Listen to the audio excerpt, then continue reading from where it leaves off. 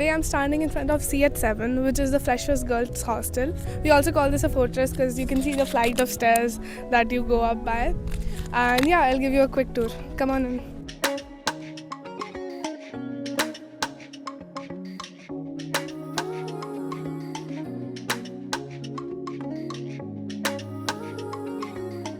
So it is a lot of stairs, but you guys will get used to it once you're here. This is the view from the hostel itself.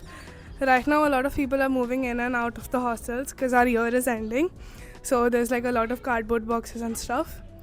From here you can see the Zuari river. You'll have to zoom really in, but it looks genuinely so pretty when the sky is, when the sun is setting or it's rising. It looks really pretty from here. This is the alley which goes to the rooms. So on the left side we have first and second floors. The floor system is kind of weird here. So that's the first floor, and then this is the second floor, and here it's the third floor, and then there's a floor above this. It's a little weird, but yeah. That side, if you go, you reach the third floor, and this side we have the second and the first floor. We also have a vending machine here, which obviously is the holy grail for college life. During compres and which are NSEMs and mid-sems, like it's genuinely mostly empty because even if the man comes and keeps refilling. So this is how the alley looks like. Right now you'll see a lot of chaos because everyone is just moving in and out, but usually it's pretty nice, clean and empty. One thing about hostels here are they are really clean.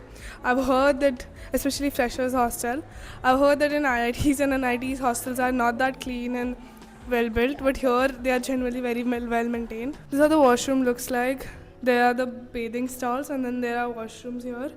There are three washrooms, like 3 bathing stalls and 3 washrooms, and there are 2 washrooms on each floor. So on this side there's one, and then another one is on the end of that side.